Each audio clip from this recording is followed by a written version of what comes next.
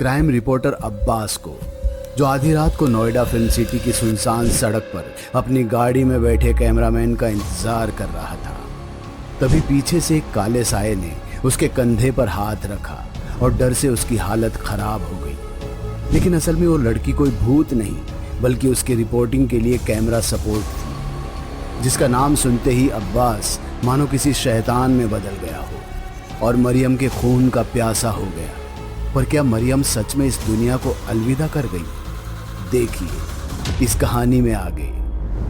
अब्बास ने जैसे ही मरियम के गले को अपने दांतों से दबोचा, वैसे ही मरियम की चीख से सुनसान हाईवे के आसपास का पूरा जंगल गूंज उठा और फिर गाड़ी से अब्बास के बच्चों की तरह हंसने की आवाज आने लगी।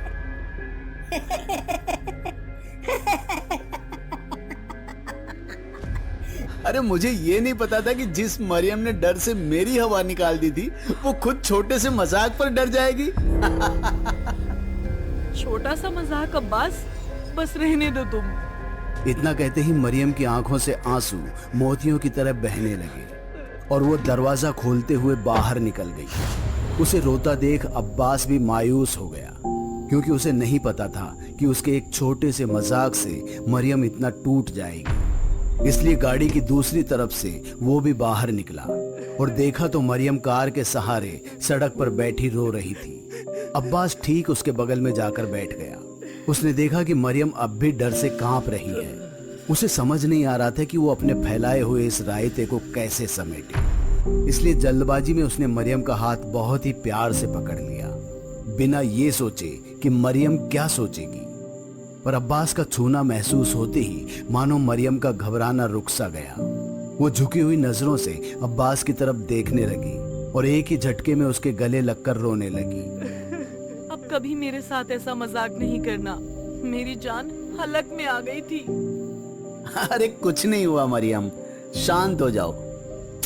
अच्छा बाबा सॉरी, अब तो माफ कर दो। ठीक है, किया माफ। तो अब गाड़ी में चलें, वरना भूत का तो पता नहीं, पर किसी जंगली जानवर का शिकार जरूर हो जाएंगे। अगर वो जानवर तुम हो तो मुझे शिकार होने में कोई एतराज नहीं। इतना सुनते ही अब्बास उसे गोद में उठाकर कार की पिछली सीट पर ले जाता है और दोनों मदमस्त हो एक दूसरे में सिमट जाते हैं। उनके सिमटते हुए गर्म सांसों की हवा से मानो बादल भी पिघलने लगे थे और बारिश की धीमी बूंद बन गाड़ी को भिगोने लगी थी। कुछ देर बाद दोनों चेहरे पर एक प्यारी सी मुस्कान ले गाड़ी से बाहर निकले और अगली सीट पर बैठ गए और अपने सफर पर आगे निकल पड़े। असुर पार्ट 2 के विक्रम और रेवती की लव स्टोरी कितनी कमाल है ना? हाँ बिल्कुल हमारी तरह। काफी इंटरेस्टिंग होती जा रही है सीरीज। पता नहीं आगे क्या ट्विस्ट लाएगी विक्रम और रेवती की प्रेम कहानी। वो तो डोडो टीवी पर ही पता चल पाएगा, पर हमारे इस सफर में आगे क्या होने वाला है इसका कुछ पता नहीं है। काफी लंबी ड्राइव के बाद वो अगले शाम बैतूल को पहुंच जाते हैं। होटल में कुछ देर आराम करने के बाद वो अपना कैमरा और माइक ले दोनों नर्मदा नदी की ओर भूतों के मेले के लिए निकल जाते हैं। वो सोचते हैं कि वहाँ हर जगह की तरह कोई नॉर्मल मेला होगा, रंग बिरंगे झूले और हंसते खेलते बच्चे, और जरूर वहाँ कोई भूत का खेल होता होगा, जिस वजह से उसे भूतों का मेला कहते होंगे। पर असल में ऐसा कुछ नहीं था। हंसना खेलना तो छोड़ो, किसी के चेहरे पर मुस्कान तक नहीं थी।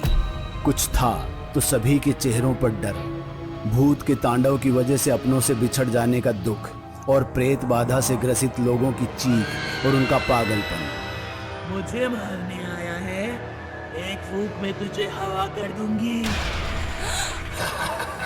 आ गया ना अपनी मौत को न्योता देने, अब जिंदा नहीं बचेगा। बचा लो, मुझे बचा लो। एक बार तो मुझे मार चुके हैं ये, अब दोबारा मारकर मुझे मेरे पति से अलग करना चाहते हैं। कोई नहीं बचा सकता तुझे, इसका शरीर छोड़ तुझे जाना ही होगा।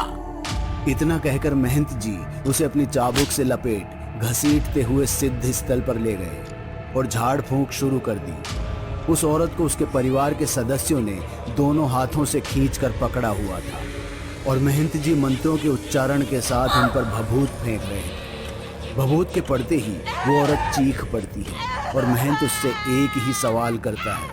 बता, इसका शरीर तू छोड़ेगी या नहीं? जब तक मुझे इंसाफ नहीं मिलेगा तब तक नहीं छोड़ूंगी। मरियम, 1 सेकंड के लिए भी कैमरा बंद नहीं होना चाहिए। मरियम अब्बास को इशारों में हाँ कर देती है। अब्बास भी हंसते हुए ये सब देखने लगता है, क्योंकि उसे विश्वास नहीं हो रहा था कि सच में किसी पर भूत सवार भी हो सकता है और उनका भूत झाड़ा भी जा सकता है।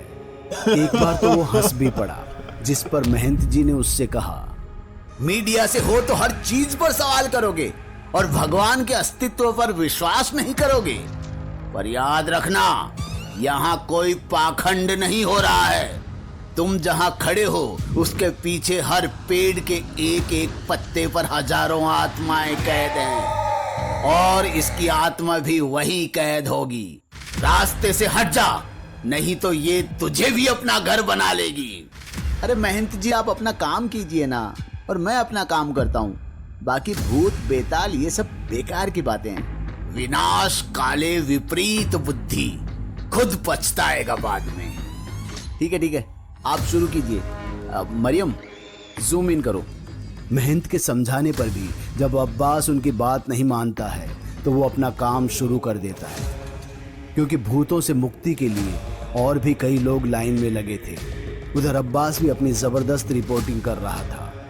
आप सोच रहे होंगे कि एक क्राइम रिपोर्टर अंधविश्वास से भरी जगह पर क्या कर रहा है, तो आप जान लीजिए कि अंधविश्वास फैलाना भी एक क्राइम है, और मैं आज इसका खुलासा करने वाला हूँ कि कैसे एक महंत भोले भाले लोग। इतना कहते ही अब्बास की जुबान लड़खड़ाने लगी और वो वहीं निढाल होकर गिर पड़ा। उसकी ये हालत देख मरियम भी उसके पास पहुंच गई।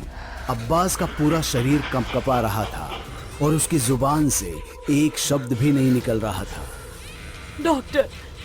डॉक्टर, कोई डॉक्टर है क्या यहाँ? मरियम की आवाज सुन महंत ने सबको हटने का इशारा किया। ले आओ उसे यहाँ, कहा था ना मैंने, भूतों के रास्ते में मत आना, पर मानी नहीं मेरी बात। अब देखो, कर लिया ना उस आत्मा ने इसके शरीर में घर। अब्बास की ये हालत देख मरियम ने महंत के आगे हाथ जोड़े और उसे वापस से ठीक करने की गुहार लगाने लगी। घबरा मत, महाकाल सब ठीक करेंगे। उधर महंत अपनी सिद्धियों के जरिए अब्बास के अंदर की आत्मा से बात करने लगा और उधर मरियम भी अपने खुदा से अब्बास के लिए दुआ मांगने लगी। और तभी कुछ देर बाद अब्बास ने चीखते हुए आंखें खोली। कातिल है वो सब। कौन? वही उस औरत के परिवार वाले जिसके ऊपर महंत जी ने झाड़ फूंक किया था। कहाँ गए वो लोग? उनका काम हो गया, चले गए। आपको पता नहीं उसके ऊपर किसकी आत्मा थी? उसकी सौतन की। महंत जी का जवाब सुनकर